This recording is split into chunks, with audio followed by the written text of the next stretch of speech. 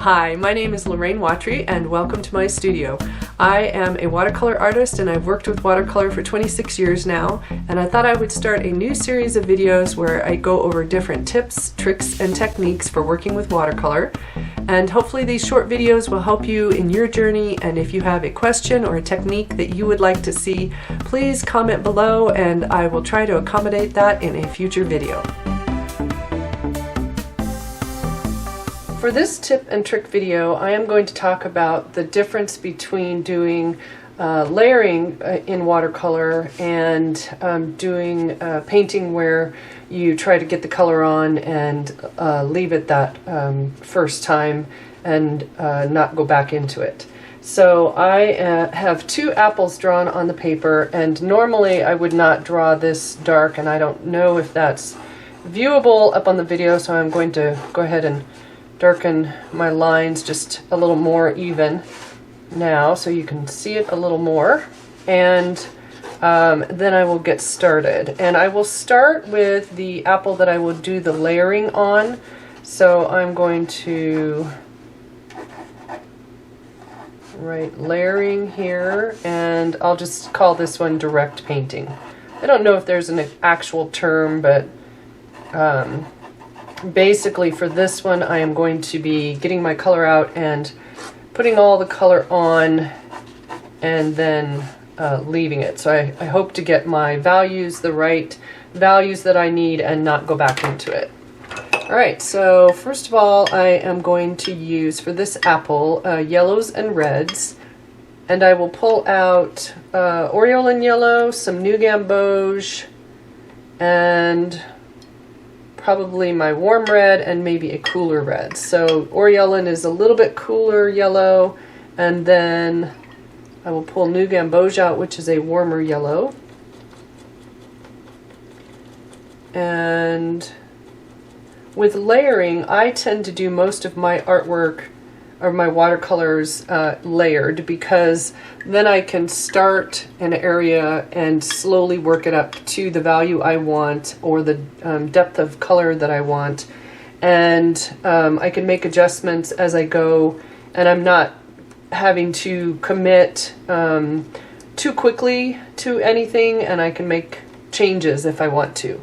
If you go more with direct painting, the second one, then it can be a little fresher because you get interesting mixes of colors that don't always happen when you layer color.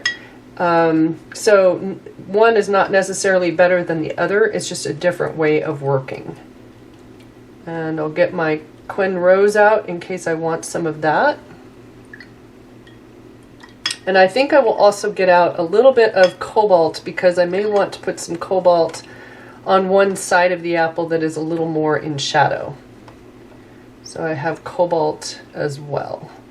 Alright, so generally when you're working with yellow, you want to put the yellow down first, because the yellow can go kind of muddy if you try to layer it on top of other colors. So I will pull out, or start with, a little bit of some cooler yellow on the one side.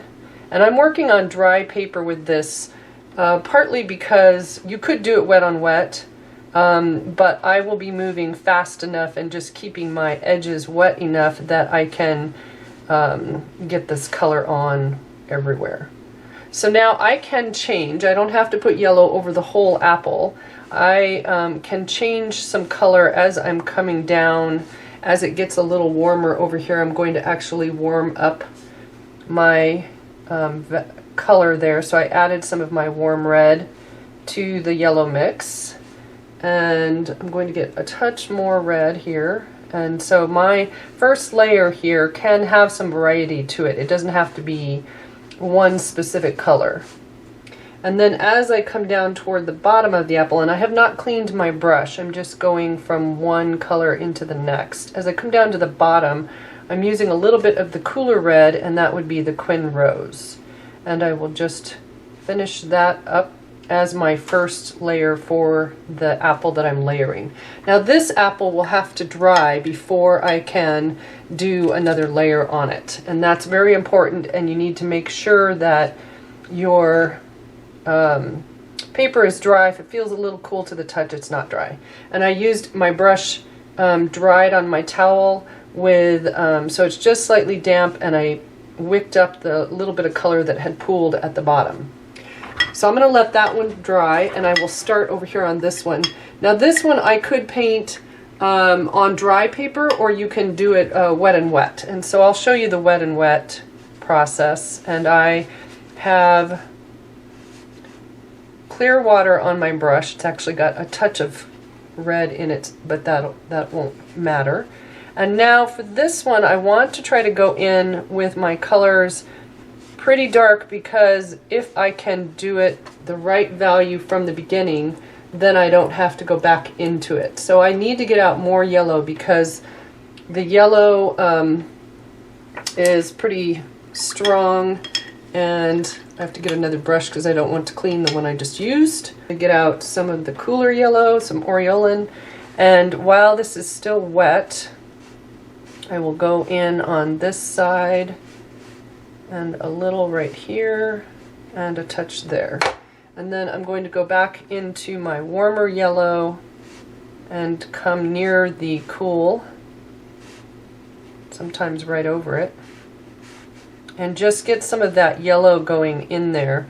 And now I can start into the reds, and you can see already, I think, that I am pushing the values darker on this one, because I'm hoping that I can just put this in and not and have it be the right colors and values. All right, and because this is wet and wet, I'm getting some softer edges. It's blurring into the other colors around it. And I just want to give the apple the look of some marks that are kind of lines and things that are moving in there. This is Quin Rose now. So I've gone back into the Quin Rose. I do need to dry the bottom down here just a touch, because as it pools, as the water and paint pool down at the bottom, it makes it a little harder to put in my values dark enough.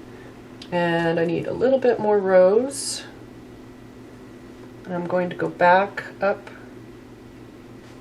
and before this apple dries, I'm trying to make adjustments to some of the color and value.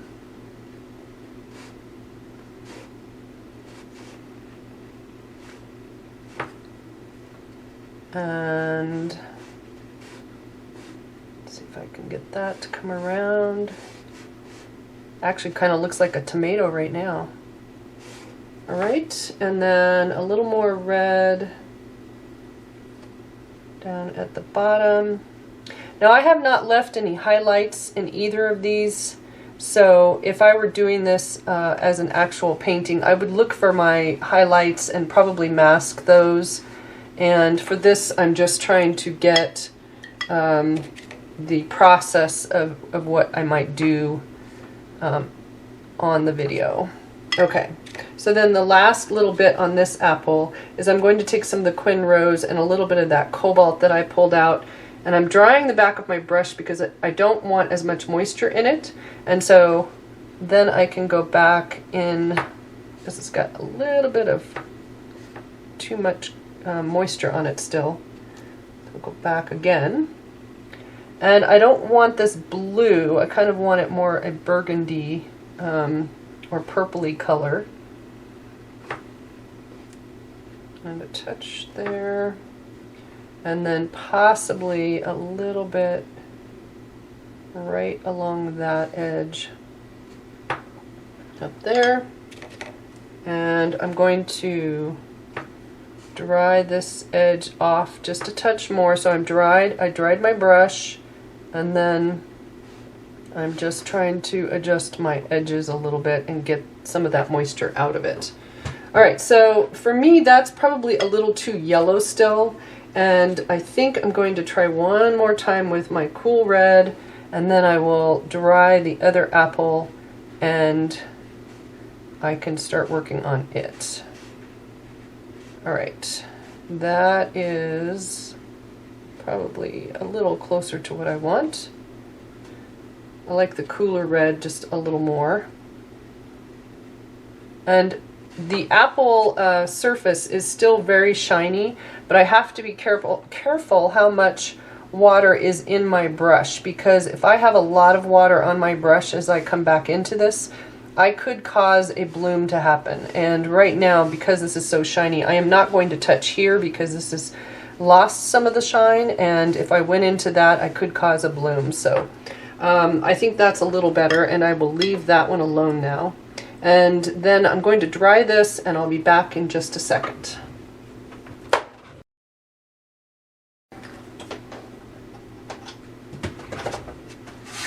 Alright, so for this one, because I want to layer, I am now going to add another layer, and I will go kind of with what I had there before. I want to keep this right side a little lighter, so I will start with a little bit of clear water on that side, and then add a little bit of my cool yellow next to it. And I am painting on dry paper still.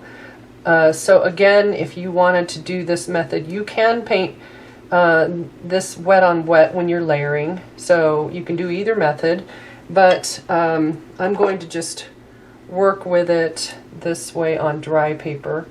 And I tend to build my layers slowly, so some might do their layers in maybe 2 or 3 passes, but I tend to build it more slowly, and so sometimes I might only do a couple layers, but other times I might end up with 8 to maybe 10 or 12 layers on something.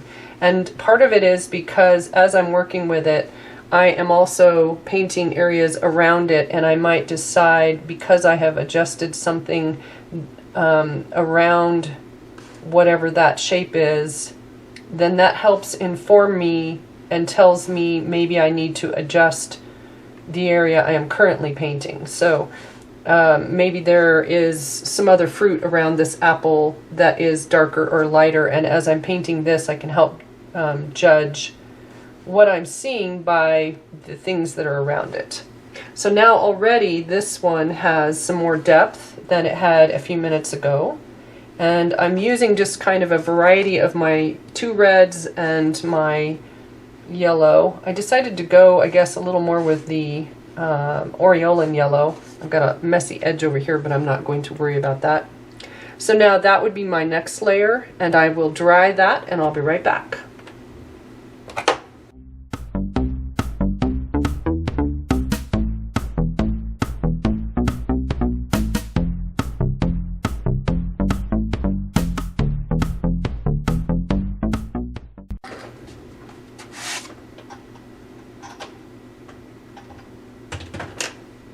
I am now on my 3rd layer for this apple, and as it dries, the color dries lighter. So with watercolor, it will dry 20 to 30% lighter. And for this layer, I am liking the values that are over here, so I'm just going to add some clear water, and then I will use my Quin Rose for some color that's up in this area on the apple. And I am letting it run into the water that's near it, because that way it will create a soft edge. And then this upper edge right here is a hard edge. And I am going to use sort of a mix of the 2 reds again to come back into this area. And I'm pushing it a little darker this time on purpose so that this demonstration doesn't take too long. Normally, like I said, I might take, oh, I don't know, 4 to 8 layers to get it where I would want it. And I'm painting around the yellows mostly. If some of that, like that area, starts to change because the red goes over it, that's okay. And then I want a little warm in here still, so I'm going back into my other red, which is the Parole Scarlet for me. Now this edge right here, I'm going to soften, but I'm going to wait just a few minutes because I want to let some of that color lose a little bit of the moisture level, so that when I soften it, it's not going to run too far. And then as I'm coming to the right, I'm adding a little bit more of the warmer red, and I will go down right in here. And I'm just trying to make sure that my color is moist enough that as I'm painting, even if I have to move away from an edge for a few seconds, it will not be dry before I come back over there. Now this apple is pretty close. It's closer to this one. I'm going to take some clear water, and without touching this edge that's a little bit of a curve, I'm going to bring the water next to that hard edge that's up at the top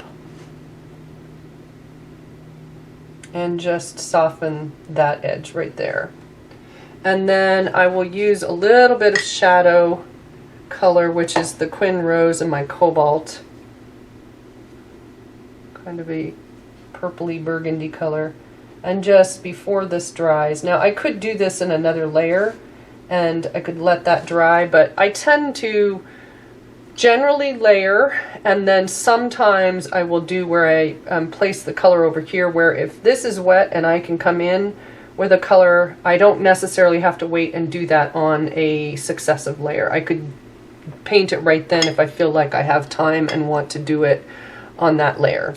So then the last thing for me would be adding any marks that I feel are a little hard-edged, and that would be in a final layer. But I think the idea comes across that for layering, you kind of start slow and you build, and you can make adjustments to the colors or textures. If I decided, oh, I kind of liked that yellow that was in there and I want to pull that back out, as this is starting to dry and my brush is slightly damp, I can lift some of those yellows back by just lifting some of the wet color that's still drying on there. And I can, you know, change color value or colors if I want to here and there. So I went from the pinkier red to a warmer red, and then I ended up putting my shadow in on that side. And then this apple was done where everything was wet. I'm trying to get my color in all at once. And it does have some interesting color mixes and things, but it can also cause the apple to look a little more muted in places, because some of the mixes can cause a less vibrant color mix.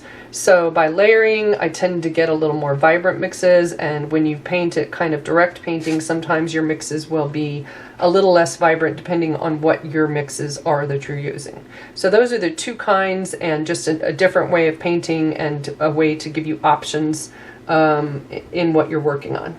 I hope you enjoyed this, and if you want to see more of these videos, please like and subscribe and share. Thanks. Bye.